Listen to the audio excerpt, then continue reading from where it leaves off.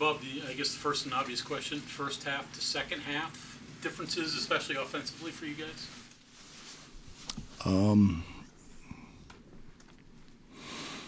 We had zero enthusiasm in the first half. Just kind of was, what I wanted to tell them was, I grew up playing on the playground, playing in the parks and all that kind of stuff. If I'd have came out and played with that lack of enthusiasm, they'd never pick me again. I mean, we were bad. We were just no enthusiasm. And Jared did a great job. Jared did a great job of knowing a lot of the things that we do and taking some things away, but we just didn't have any enthusiasm. Is that what the press was for? Yeah. Yeah. When you got to cover that much ground, you have to run. You have to play with a little more energy. I didn't want to do it. I mean, I really didn't want to do it. I didn't want to do it to Jared, but we still got to win. Sean, the second half, he didn't even put up many shots the first half, so I guess you don't want him punting shots and taking bad shots, but does he need to be more aggressive, or did that work out just fine for you? No, I think it worked out fine. I think he and Taz, they're good teammates. They're really good teammates, and they're, I think they saw an opportunity where they could get some other guys involved, and in the second half, after we had a brief conversation at halftime, they figured out that for us, and I think I'm not in favor of it. I think it's a bad thing, but the net, we play a 1 or 2 point game, it kills us in the net. So, and I hate that we have to look at things like that, but it is what it is.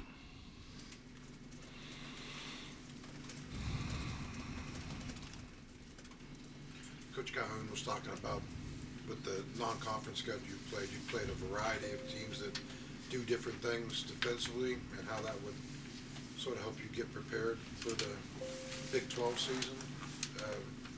Your thoughts on that? Is this team ready to hit that? Well, I don't know that's. I mean, yeah, that's right, but I think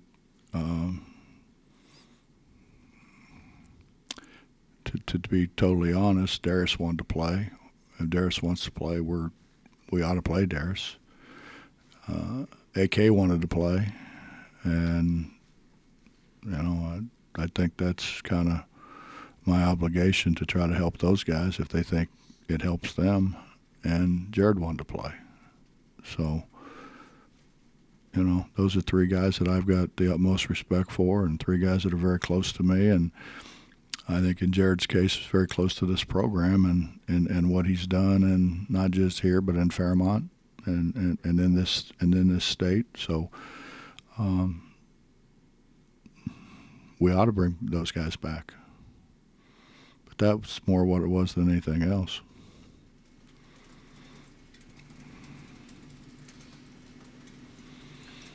Coach, you've been looking for a third scorer. You've wanted more out of Jalen, but Malik gave you double-digit points. What did you think of his offensive play today? Well, he's made plays for us all along. It's just he does it in spurts rather. So you probably don't notice it as much until you end up looking at the final stats. He's really good he's really good ball screen guy, and he kind of got us going at the beginning of the second half. We just, for whatever reason, when the ball got stuck, and it's hard when the ball gets stuck. Good time for this break coming up. Players can get away for a little bit. Yeah, I would think so. I think particularly the transfer guys are excited to get back home. We got obviously we got guys. This is home, so they're going to be here.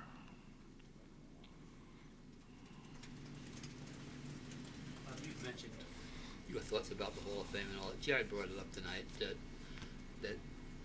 you know you're not going to be here forever, and that it's time to do something about that. And also brought up a statue of you outside, which you know I'm sure it would move faster than you do now, but It'd be a close race, Bob. when you hear something like that coming from someone that's worked for you, someone that's been close to you, what does that mean? What kind of meaning does it have? Well, obviously, I'm appreciative of those guys. Those guys were great to me. I mean, it's much like, you know, the crew that I've got now. They're very good, very astute basketball guys. You know, in terms of the other things, Bob, you know, my dad told me some things that actually have stuck with me. There's not a lot sticks with me, but you know, he said, "Why worry about things you can't control?" And I can't control any of that, so why would I spend time worrying about it? I mean, I guess guys do, but maybe after you're retired, you got nothing else to do. You sit around and think about things like that. But hey, it is what it is. You know, it's a nice thing. I mean, it's a nice thing. I mean, they probably should do a statue of me, but it probably ought to be about 3 inches tall. You know, then it wouldn't get in Jerry and Rod's way. You know. Coach, you get kids back after Christmas and get to work again. Trip to Texas, TCU back-to-back. Was this going to be a big learning experience for this bunch? Will this be a telling trip for what you've got to work with? Well, I would guess that a lot of those guys, when we're warming up at one end and Texas is warming up at the other end, they're going to say, "Oh my God, they're big, they're really big, and there's a lot of them." So we just, you know, we got to do what we do. We got to do what we do. We got out rebounded by 12 today, man. I mean, can you imagine what that'd be at Texas? We've got to do a better job. We got to do a better job, and you know, it just seems like the older guys, you know, JB and Taz and those guys are more in tune with what I'm telling them, where those other guys have been wherever they've been, and I don't think there's the how do I say this? I don't think there's the urgency to continue to be one of the premier programs in the country. You know, a lot of them are at places where, okay, oh well, you know, we are what we are, and we're not good enough to be there, and so let's don't worry about it. We're here, you know. Well, I mean, with the legacy that we have here, you know, I don't want Jerry calling me saying, "What the hell's going on there?" You know. So, you know, we have an obligation, I think, to some of the greatest alumni in the world, to a state that loves basketball. This is for what anybody wants to say, think, or do. It is a basketball state. We all know that. I went over to do a Shriners thing when we were down in Charleston, and oh man, name escapes me now. How can I forget his name? Was at East Tennessee State, then he went to NC State, and he's a Charleston guy. And he was telling a story. No. The coach, not the player. But he was talking about, you know, how he thought that it may end up that he ends up here, way back then, and you could just hear the disappointment. I mean, West Virginia people love West Virginia. West Virginia people love West Virginia. They're proud of the history of what's went on here, and we're to the point, and I hope I've helped this to the point where we want to play in advance in the NCAA tournament, man. We don't want to play in the NIT or all that stuff. I mean, we want to play and play against the best and beat the best. And anything less than that, I understand why people are disappointed. But they're not any more disappointed than I am. So. Actually, one more on the Big 12.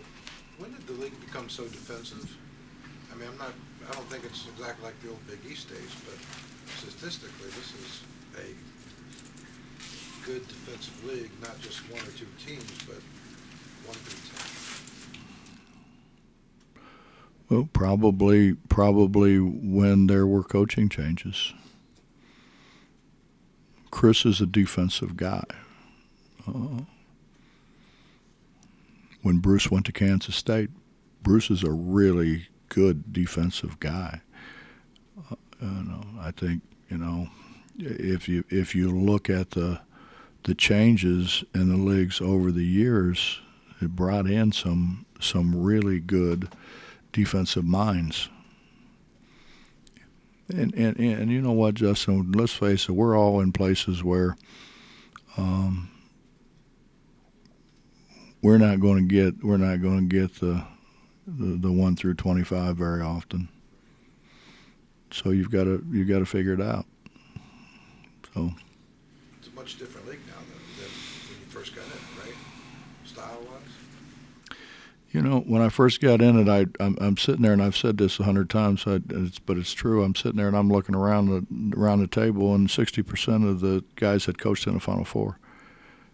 I mean, I sat around at the table, and there were about twice as many in the Big East, and they had just about the same deal, and I'm like, wow, Now then all of a sudden it's like 70% of the coaches coached in the Final Four.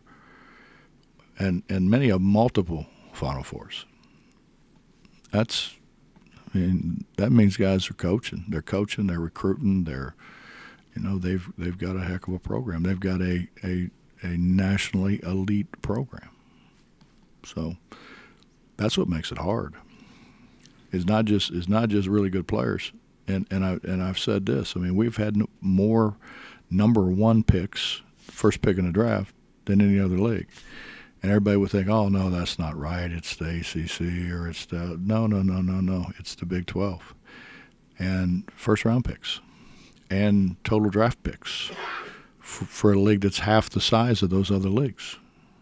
That's a hell of a league now. They've got twice as many chances to do what we do, those other leagues.